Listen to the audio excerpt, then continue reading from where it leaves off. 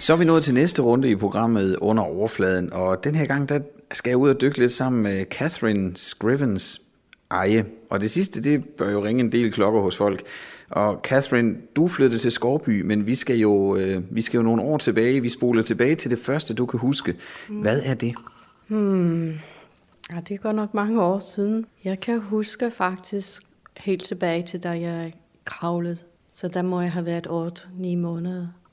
Det kan du simpelthen huske? Det kan jeg huske. Ja, det kan jeg virkelig huske. Jeg kan huske, altså bare en par episoder, hvor jeg kravlede, hvordan gulvtæppet så ud, og min mors tær. Så det er altså, jeg er født i 64, så... Så det var i sort-hvid, går jeg ud fra, eller? Ja, alt var i sort-hvid dengang. Lige præcis. Men du er jo ikke fra Skovby, kan man godt. Det kan man også godt høre lidt på accenten, ikke? Hvor er det, du er fra? Ja, accent kan jeg ikke helt slippe af med, desværre. Men jeg stammer fra Bristol, der jeg er født november 64. Og voksede op sådan omkring Bristol. Og er flyttet sådan et sted mellem Bristol og London, har jeg ligesom haft min barndom. Og hvad var du for en lille pige? Altså i dag, nu sidder vi hjemme hos dig og Thomas, og man kan se, der hænger malerier overalt, ikke? Var du også dengang sådan en kreativ pige? Ja, jeg var en meget stille og sød pige. Og kreativ, ja. Jeg havde... det var ligesom, jeg tegnede og malede min verden. Det var ligesom mit legetøj. Det var farveblyanter og maling og sådan noget. Det var ikke dukker og biler og sådan noget. Det var simpelthen bare malet og tegnet helt fra, da jeg var... Altså, siden jeg har kunne holde en blyant, så gjorde jeg det. Var det familien, der gav dig det, eller er det noget, du selv har taget til dig? Altså, det var ikke andre i familien, som malede, men min far var amatørmusiker, meget ivrig, eller er meget ivrig stadigvæk. Og min farfar var en meget dygtig saxofonist, spiller. Og han havde en rigtig god karriere i England. Så vi havde ligesom det kreative ind på den måde. Men jeg har altid fået fantastisk opbakning af min familie. Og det blev altid sørget for, at jeg havde mange farveblyanter. Og det var ligesom fødselsdag og jul. Det var bare papir og par blyanter, så var jeg lykkelig. Så det var ikke Barbie-dukker og sådan noget, det var ting, du kunne udfolde dig med? Ja, altså jeg kan huske, jeg fik en Action Girl en gang til jul, som jeg var ikke særlig begejstret for. Jeg vidste ikke rigtig, hvad jeg skulle gøre ved det. Jeg ved ikke, om min far har været lidt bekymret, at han mente, at måske jeg skulle prøve at tage mig af andre ting. Men nej, det var ikke. Det var ligesom kun det. Hvordan var din barndom? Altså, hvordan fungerer det i England, når man er barn, og specielt dengang med skolen og sådan noget? Hvordan fungerede det? Ja, det var... Altså, i Danmark det er måske lidt svært at forestille for danskerne, hvordan det har været dengang, fordi dengang var det tilladt at slå børn i skolen, og det var meget strikt, og børn går stadigvæk i skoleuniform. Så det var meget disciplin. Det var meget, hvad skal man sige, det var ikke for en lille fri sjæl som mig. Så det var ikke et særligt trygt barndom med, hvor det angik virkelig. Jeg havde ikke rigtig nogen gode minder fra min skoletid. Så det er ikke skolen, der har gjort dig noget godt, sådan set? Nej, det synes jeg ikke. Nej, jeg flygtede, da jeg var 17 år, og så jeg gik ikke engang på gymnasium. Jeg havde ligesom fået nok. Hvad gjorde du så, da du kom ud af folkeskolen 17 år gammel? Hvilket valg traf du? Jeg traf et meget klart valg i, at jeg havde ligesom fået nok af det klassesystem i England. Jeg har fået nok af uniformer, og jeg har fået nok af regler. Og selvom jeg havde et rimelig godt barndom, min far var meget striks, og han var født i 40'erne og havde også nogle, altså det var ligesom nogle ting, man skulle gøre, og nogle ting, man ikke skulle gøre. Og så jeg følte mig lidt fanget. Så jeg som 18 år, der rejste jeg bare og rejste lidt rundt i Europa, og fandt så en stilling som au pair i Frankrig, hvor jeg så blev i 1,5 år. Og det var ligesom der, hvor jeg sådan flyttede fra barn til voksen, tror jeg. Og jeg kan huske, det var i Sydfrankrig, altså nede ved Alperne, hvor jeg var. Og så, jeg tog en gang til Paris, og jeg har aldrig været i udlandet før i mit barndom, så alt var bare nyt. Og så var jeg inde på Le Louvre, og det var en hel verden, der åbnede sig for mig der. Det var ligesom, alle brikkerne faldt på plads. Jeg vil male, og det var ligesom, og det er stadigvæk ligegyldigt, om jeg bliver berømt, eller det vil jeg bare. Og jeg vil være dygtig, jeg vil dygtiggøre mig, og jeg vil studere det. Hvilken vej tager man så? Altså, hvordan gør man det, hvis man vil? Studerer du det, eller hvordan gjorde du? Nej, det gjorde jeg. Altså, jeg studerede det ikke, fordi som sagt, jeg havde ligesom fået nok at lære og strikslærerinde og alt det der, så jeg gjorde, som jeg altid har gjort. Jeg i al stilhed dygtiggjorde jeg mig selv og tegnede, og det var ligesom et selvstudie, må man sige, som efterhånden er blevet mit profession. For cirka 10 år siden, så kunne jeg selv og roligt begynde at leve af det. Det er jo også noget af et spring, men du siger for 10 år siden, det vil sige, der er jo gået en masse år forud for det, ikke også? Så du besluttede dig bare for, at det var den vej, du ville tage, men du kunne jo ikke leve af det der, vel? Nej, det kunne jeg ikke, men altså, det hindrede mig jo ikke i at dyrke det med endnu mere passion. Og så skal jeg sige, efter 1,5 år i Frankrig, så tog jeg tilbage til England, og sådan ligesom begyndte at tænke, jamen måske skulle jeg studere det, og nej, det gider jeg ikke rigtigt, og så var jeg tilbage i England med det klassesystem, som var stadigvæk der, og jeg tænkte, nej, jeg tager sgu 1,5 år et andet sted. Og så lagde jeg et lille, hvad kalder man det, sådan en lille advert, hvad kalder man det? Annonce, ja, der var den. I en meget fin britisk blad, som hedder The Lady, at jeg var en erfaren au pair-pige, eller jeg kaldte mig vist nanny, tror jeg, og havde lyst til at arbejde 1,5 år et eller andet sted. Og så fik jeg et tilbud fra en enlig mor med 3 børn her i Danmark. Så jeg tog færgen. Dengang var det meget dyrt at flyve. Det var så i 84. Det var inden Ryanair og alt det der. Så det var 18 timer med færgen fra Harwich til Esbjerg.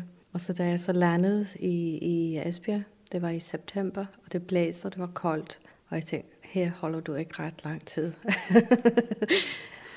Så var du simpelthen kommet til kolde Danmark. Ja. Og nu tager vi lige et stykke musik, så vender vi tilbage om et øjeblik.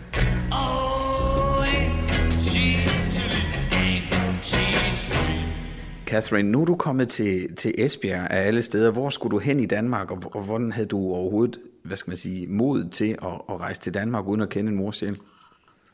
Altså, det slog mig først, da jeg landede i Danmark. Måske skulle jeg have lært sproget først, og måske skulle jeg have læst mig lidt til, hvordan er det i Danmark, og hvordan er det, og så jeg fik totalt kulturschok og kuldechok. Men altså, jeg skulle til Sønderborg med en ung familie, og så meldte jeg mig straks ind til sprogundervisning. Og heldigvis er jeg ret dygtig til sprog, så det tog mig kun 4-5 måneder, så kunne jeg fint begå mig på dansk. Hvordan befandt du dig i Sønderborg dengang? Jeg kan godt sige, så snart... jeg kan huske køreturen fra Esbjerg til Sønderborg, at det slog mig allermest, det var, at det var næsten ingen biler. Og det var så mange marker, og det var ligesom ret øde. Altså det var næsten ingenting. Og så kom vi ind til Sønderborg, hvor vi kørte over den gamle bro. Og det var ligesom, det gjorde bare godt i mit hjerte. Det var ligesom, wow, hvor er det bare smukt og flot her. Så det var ligesom en stor begejstring.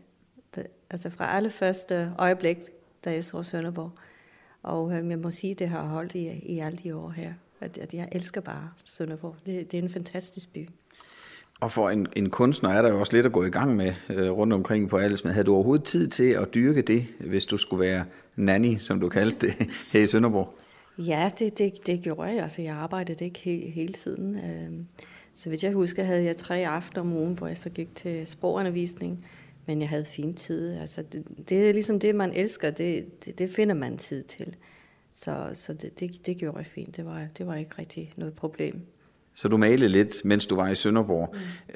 Hvad skete der så i dit liv, altså bortset fra, at du var nanny og sådan noget? Hvordan gik det i grunden at være ved en fremmed familie og skulle passe deres børn?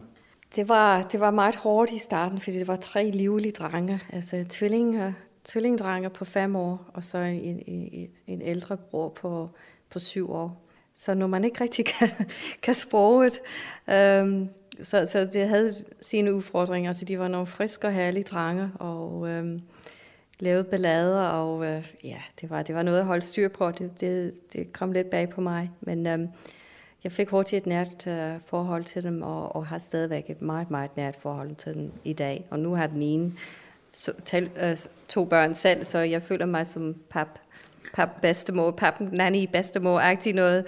Så de første 2 måneder var ret svært. Det var lidt overvældende. Det vil sige, de her børn, de har simpelthen lært, hvordan man skal ud på engelsk, for det har du næsten været nødt til, ikke?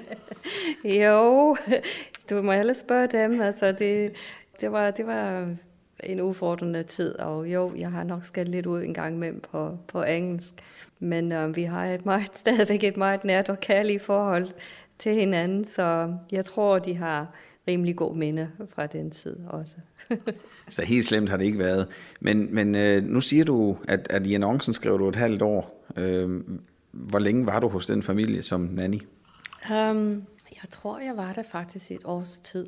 Og så mødte jeg min eksmand, og jeg tog 2 år på sprogundervisning, fordi det var ligesom, jeg ville altså bare sproget rigtig godt og grundigt. Og så, det var ligesom sprogundervisning, så fik jeg faktisk, jeg tror det var et 4-5 måneder, et au pair job et andet sted med en læge, ægtepar. Eller nej, han var læge, og hun var pædagog, tror jeg. Og det var jeg rigtig glad for også. Og så mødte jeg min eksmand, og så blev vi så gift, og fik 3 dejlige børn sammen. Og så det halvt år, det har hurtigt løbet op til, for mange år. Det er nu siden vi er 2012, og jeg kom i 84. Det er 28 år siden. Så i al den tid, der har du simpelthen boet i Sønderborg, sådan mere eller mindre, sådan lidt on and off, kan jeg næsten forestille mig. Hvad bestilte du? Altså, hvad lavede du, da du først, det er klart, da du fik dine egne børn, så havde du nok at se til der. Ja. Men hvad lavede du ud over det? Altså, jeg vil sige, at jeg var hjemmegående.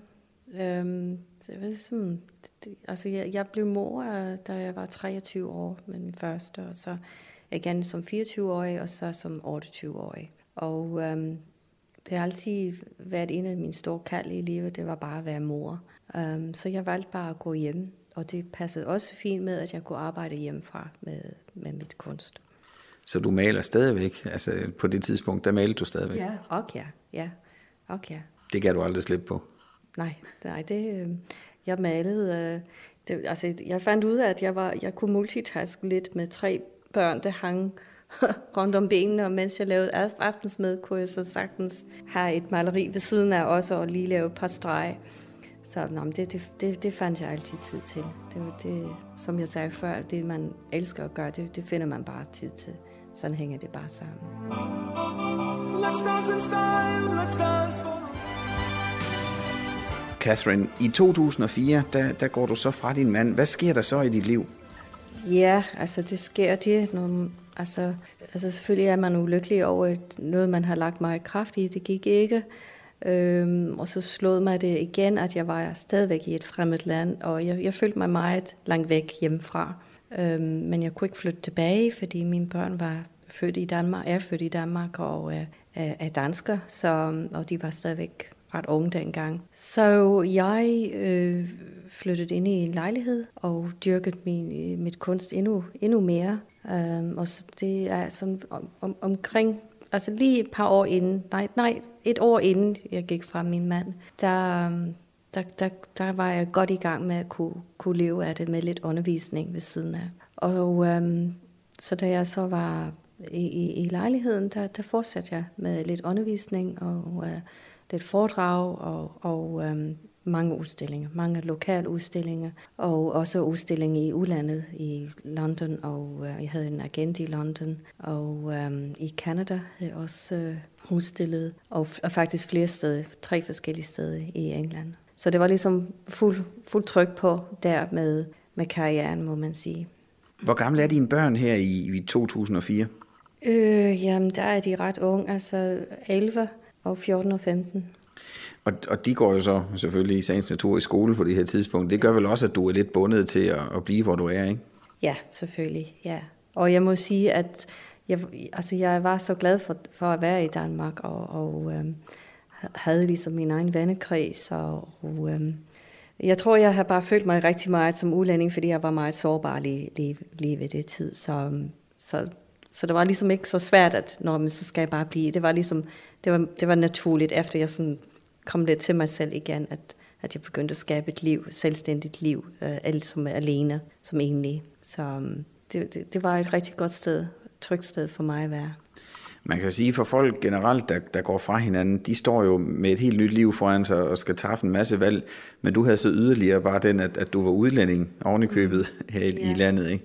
Ja. Men du havde jo din vennekreds, og det har vel givet dig noget styrke også, ud over dine børn, altså til at holde dig her, ikke? Jo, selvfølgelig. Uden sine venner, så kan man ingenting. Jeg må sige, at jeg havde en fantastisk job også som underviser på Idrætshøjskolen ved det tid, og jeg havde nogle rigtig søde kolleger, og var rigtig glad for alle elever. Så selvom jeg var meget ensom, så havde jeg faktisk mulighed for et rigtig godt socialt liv, fordi de holder altid faste på Idrætshøjskolen. De holder altid fester på Idrætshøjskolen, og det gør de garanteret også stadigvæk. Men Catherine, hvad er det næste skridt? Altså, hvad er det næste vendepunkt i dit liv? Jeg var alene i godt 2,5 år, hvor jeg var meget, meget fokuseret på mine børn og mit kunst, og for ligesom et nyt liv op at stå. Så kommer der en e-mail en dag fra en ung her fra Amerika, at han kunne godt lide mit kunst, og sådan en pæn e-mail, og jeg svarede pænt tilbage, og så begyndte at komme en e-mail-kontakt, hvor vi snakkede i starten om kunst, og som du ved, og alle lyttere ved, Thomas, det var så Thomas Eje, er en meget dygtig kunstner også, så vi havde rigtig meget at snakke om. På det tidspunkt, hvor han skriver til dig, er du da klar over, hvem Thomas Eje er, sådan fuldt og fast? Ikke fuldt og fast, nej. Så du begynder bare at skrive med Thomas Eje, uden at vide helt præcis, hvem Thomas Eje er. Dine omgivelser må vel på et eller andet tidspunkt, hvis du har snakket med dem, sagt til dig, er du klar over, hvem du skriver med? Jeg er jo en ret privat person, så jeg kunne godt mærke, at det her var noget helt særligt, så det holdt jeg helt for mig selv. Og han havde fået øje på din kunst. Hvorhen havde han fået øje på den lige præcis? Jamen, det har han set på nettet. Inden Facebook var der MySpace, og det var ligesom der. Det var der, han fik øje på det. Hvad er det så, der gør, at du, finder sammen med Thomas? Fordi en ting er jo at skrive mails til hinanden. Der er jo stadigvæk et stykke til at ligefrem mødes og blive gift. Ja, altså ikke så langt virkelig for vores velkommen. Nej, jeg må sige, altså de e-mails, de udvikler sig ret hurtigt til venskab, hvor vi så snakkede om alt muligt, og så e-mails blev så til MSN-chat, men det er bare det, at Thomas, han skrev ligesom en politimand med 2 pegefingre, så det tog lidt tid for at ligesom snakke sammen på den måde. Og så gik vi sådan derfra til telefonen. Man kan også sige, at på det tidspunkt bor Thomas jo i USA, i Las Vegas. Og det er jo heller ikke bare lige en tur tilbage med færgen til Harris. Der er noget længere til Las Vegas, ikke? Hvad var det, der gjorde, at du tog skridtet og rejste derover? Ja, det var meget pudsigt, fordi vi havde en rigtig god kontakt og telefon, og vi var begge så klar over, at det her, det er altså en af de store romances, må man sige, altså, og vi skulle mødes på et eller andet tidspunkt. Men jeg husker, jeg tænkte, at Las Vegas er rigtig langt væk, så jeg sådan var en pæn pige, og nej, det ved jeg ikke om, jo, kom nu, og Men så skete det, at i Long Beach, California, så fik jeg en e-mail fra en, som havde et galleri, som var meget interesseret i at holde en udstilling med nogle af mine billeder. Og det ramte så sammen med det tidspunkt, som passede ind i Thomas' program. Så jeg tænkte, okay, så kunne jeg godt, så havde jeg ligesom et andet ærne også. Så jeg sagde ja tak til udstillingen, og så pakkede jeg min kuffert med cocktailkjoler og masser af billeder, og så tog jeg bare den første fly ud til Las Vegas. Ja, Catherine, du rejste over til Las Vegas for at møde en mand, der hedder Thomas, der har valgt at bosætte sig derovre. Dine børn, de er ikke med i kufferten, vel? Nej, det var ikke rigtig plads til dem, og de passede deres skole. Altså lige sige, at det var altså en 14-dages tur, og deres far bor i Sønderborg, og boede også i Sønderborg dengang, så vi havde sådan en skiftevis ordning med dem, så det var, mens de var hos deres far, at jeg tog rejsen derover. Så det var et besøg, det var ikke en flytning? Nej, det var meningen, det skulle være et besøg, ja. Det var meningen, det skulle være et besøg. Så smiler du stort, så det betyder jo, at der skete mere end bare et besøg. Hvad sker der, da du kommer til Las Vegas, og så møder Thomas face to face for første gang? Der sker der fyrværkeri. Der er det den store forelskelse. Det er simpelthen Big Bang? Big Bang, ja. Og så kommer du til Las Vegas, og for en, der er kunstner, så farver jo en god ting, men Las Vegas er jo en stor og sprudlende by, fyldt af energi. Det må have været en omvæltning, trods alt fra Sønderborg, selvom du har været ude i verden, men stadigvæk en omvæltning at komme lidt til Las Vegas, ikke? Jo, må ikke. Altså, jeg har aldrig set noget lignende i mit liv. Altså, det var bare for vildt, for meget og spændende. For spændende. Det var en rigtig, skal man sige, det var overvældende, men fordi det var så nyt, og det var, wow, altså den her oplevelse at se Las Vegas, den er jeg stadigvæk rigtig glad for. Det er ude midt i ørkenen, at der ligger en stor by, der bruger en frygtelig masse strøm, og der møder du så Thomas, og man har jo set billeder i diverse ugeblade, hvor du også sidder sammen med en, der ligner Elvis umiskendelig meget. Er det på den her tur, at I tager hen og bliver gift? Ja, det er det. Så det er sådan, det er ikke sådan de store overvejelser, der ligger bag lige præcis den beslutning der? Ja, men altså, jo, det var det. Men når tiden ikke rigtig eksisterer alligevel. Altså man må sige, altså nogen de kan godt tage 3-4 år, inden de besluttede sig for at gifte sig. Men altså, det føltes bare så rigtigt, og det var bare så, hvad siger man, obvious, hvad hedder det på dansk? Oplagt. Oplagt, ja. Det var så oplagt, at det var ingen af os. Det var bare naturligt. Så da Thomas friede meget kort tid efter, så sagde jeg bare ja. Altså, det var ligesom selvfølgelig. Altså, og så sagde han, hvad med næste tirsdag? Okay, fedt, hvorfor ikke? Lad os gøre det. Så det var The Little White Wedding Chapel med Elvis og Drive-Thru Cadillac. En fantastisk privat bryllup. Meget romantisk. Og man kan også sige, at derovre så er man jo også fri for meget af det pressesnageri, der jo følger med. Hvornår opdagede pressen, at herr eje, Tom Dane, han havde fundet sig en engelsk dansker fra Sønderborg? Ja, det var efter jeg kom hjem. Min returbillet var 2 dage efter vores bryllup. Og vi havde ligesom, vi gav historien til Se og Hør. Og dag inden Se og Hør skulle trykke bladet, og om torsdagen, der er det vist noget internt noget, at alle de andre redaktører for de andre blade, de ved, hvad det kommer om onsdagen i Se og Hørs blad.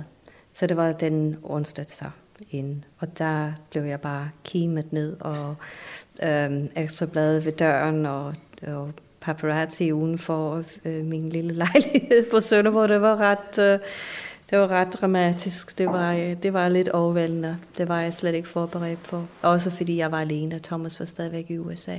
Har I snakket om, hvad der kunne vente dig, når du kom hjem af den slags? Jo, Thomas har sagt til mig, forbered dig, det bliver masser af larm i 14 dage, så er det væk.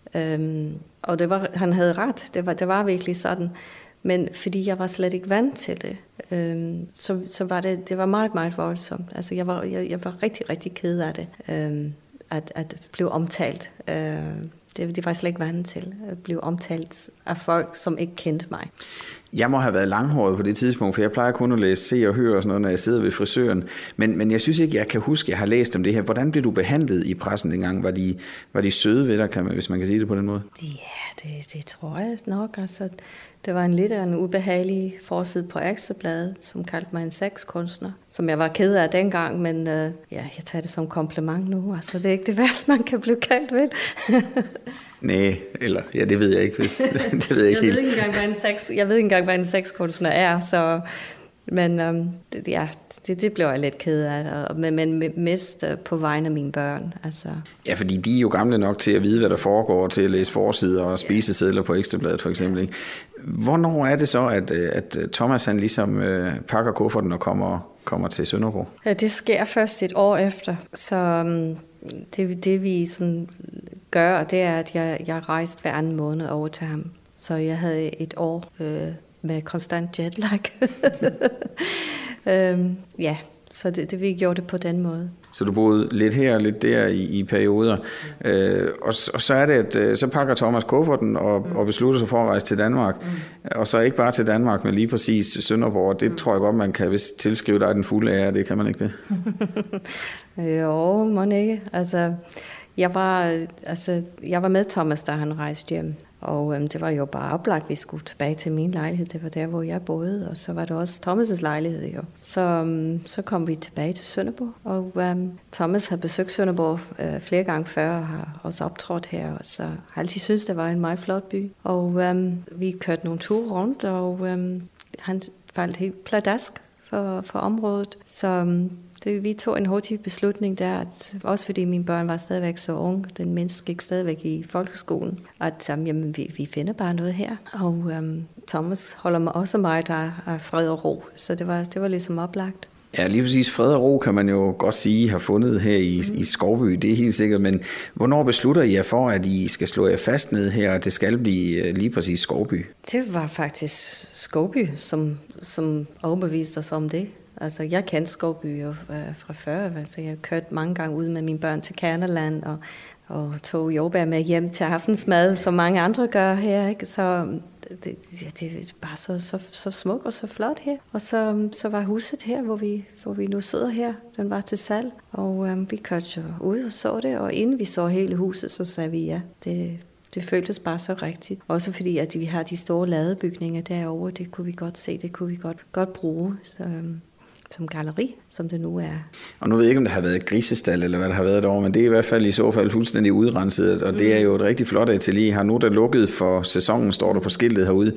Men det må jo også have været ikke en drøm, for det var jo ikke en drøm længere, men det må have været en stor gevinst at få sit helt eget galleri og kunne udstille lige præcis, når man ville og hvad man ville. Jo, det var meget rart i den forstand, at man skulle ikke bruge så meget energi og tid på networking, som jeg har gjort før, med at tjekke og spørge, om man må have lov til at hænge nogle billeder op her og der, og henvende sig til forskellige gallerier og sådan noget. Så det var noget i mine planer alligevel i fremtiden, at købe et lille hus og have et galleri også. Men det er bare det, når man har Thomas i sit liv, så er alt bare forstørret. Så et lille galleri blev så til godt 700 kvadratmeter galleri, som vi har her. Hvem ville tro mig, hvis jeg sagde? Catherine, nu har vi været igennem dit liv sådan indtil videre jo, og man kan sige, at vi er sprunget sådan lidt let hen over selve kunsten, som jo egentlig er det, der hele tiden har formet dit liv og bundet det sammen, og også fundet en mand til dig i sidste ende her. Hvilken slags kunst lavede du, da du begyndte at tegne-male som teenager måske, altså hvor det begyndte at blive lidt mere alvorligt? Hvilken slags kunst lavede du dengang? Jamen, det var alt muligt. Det var portrætter og naturbilleder, blomster. Altså i meget spæde begyndelsen, så begyndte jeg at male mine silhuetter, som er sådan lidt min kendetegn nu. Men og det var ligesom noget, jeg faktisk kun gjorde for mig selv. de silhouettebilleder. Men altså, så udviklede sig til malerier, og folk begyndte at vise rigtig stor interesse for dem. Så det er ligesom det er nok dem, jeg sælger allermest af. Men jeg dyrker også meget portrætmalerier, så jeg holder af alle slags. Jeg holder mig ikke til bare en type form, eller hvad skal man sige. Altså, jeg vil prøve det hele. Og medmindre man hed Picasso, og kunne få lov at male en mand med et øre i panden og sådan noget, så skal det jo helst ligne sådan et portræt der. Det må da være ufattelig svært, og det må tage lang tid at male et portræt, der rigtig for alvor ligner, ikke? Jo, det er ikke noget, man bare kan gøre. Altså, det er træning. Altså, mange de har en idé om, at jeg kunne godt tænke mig at male, og så kaster de sig ud i det, og så opgiver det, fordi de finder ud af, at det er lidt svært det her, og det er ikke kun med portrætter, men også der er en abstrakt billede. Altså, det er ikke ligegyldigt, hvad farver ligger ved siden af hinanden, og selve form og strukturen og balancer i billedet. Men altså, ja, så portrætmaling, det er... Altså, jeg har studeret det ret intens nu de sidste 4 år, for at komme godt og grundigt under den og beherske den. Og jeg føler, jeg er godt med nu. Sidste år, der havde jeg en stor udstilling hos os her på Galleriet, hvor jeg havde 20 kendte danskere, hvor jeg så har malet dronningen og kronprinsessen og Ove Sprogøe og Dirch Passer og Hans Christian Andersen, Thomas selvfølgelig, Erne Hamilton, Mogens Glistrup, som var rigtig skæg, fordi han havde mange folde i ansigtet, så det var herligt. Der gik noget maling til det ansigt, altså. Ja. Og så er vi jo igen nået frem til nutiden, og de malerier, som du maler nu. Hvordan har du tid til det lige nu, hvor linje 3 er godt i gang? Fordi jeg ved, at du hænger en del med. Altså, du er en del med, når der sker noget der. Har du stadigvæk tid til at male? Ja, altså jeg tager mig tid til det. Vi har 2 fridage om ugen, og de er sådan lidt heldigt, hvor jeg går ind og arbejder. Når ikke lige du snakker med mig, så arbejder du. Jamen, Catherine, jeg vil gerne snakke. Ja, det er jeg glad for. Ja, Catherine, der er jo en ting mere ud over kunsten, som man ikke kan undgå at bemærke, heller ikke når man kommer her. Jeg har fået sådan en grøn smoothie med spinatblade i og sådan noget. Din mad er også noget, du går op i på jeg er jo ikke fræk, når jeg siger en særpræget måde. Prøv at forklare lidt om, hvad er det, du finder vigtigt ved mad? Altså jeg skal sige, jeg har 2 store passioner i livet, og den ene er maling, og så det andet er mad. At lave mad. Jeg elsker at lave mad, og jeg elsker at finde på nye ting, og jeg elsker at finde på sund mad. Så det har jeg også dyrket, også ved siden af. Så det er derfor, du har fået en grøn smoothie, og om lidt får du lov til at smage nogle raw cookies og trøfler.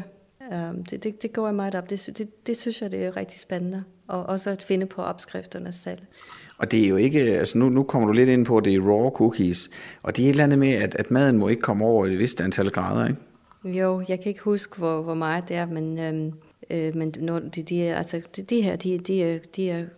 de har fået 150 i ovnen, og de trøfler, de har slet ikke fået noget. De er bare kommet i køleskab. Men hvorfor lige præcis det? Spiser du ikke andet end sådan noget mad så? Jo, det gør jeg. Altså, jeg spiser så sundt som muligt, og så spiser også kogt mad. Men jeg synes, jeg kan mærke en forskel, når jeg har fået... Det vil du også kunne mærke om lidt med den grønne smoothie der, at alle enzymer, de er ikke ødelagt, fordi de har ikke blevet kogt på nogen måde, så det er simpelthen bare levende mad, som man kalder det i Raw Food Movement. Det er levende mad, man får, og det er bare rigtig godt for kroppen. Og jeg er heldig, jeg har en mand, som elsker mad, og elsker god mad, og han er en rigtig god forsøgskanin. Han er modig, han smager på det hele, og er ret ærlig, når han synes noget smager ikke godt, og ret begejstret, når det er noget, der smager godt. Så han er ikke kun sød, han kan også godt være ærlig og sige, det smager bare ikke godt. Han kan være rigtig brutalt ærligt. Jo. Altid at sige, men Catherine, inden jeg nu helt eksploderer i et fyrværkeri af sundhed her, så må vi hellere stoppe udsendelsen. Og jeg vil sige tusind tak for rejsen ned under overfladen sammen med dig. Det har været en belærende tur og en hyggelig tur. Tak skal du have. Jamen, mange tak for besøg. Radio Als, tæt på det lokale.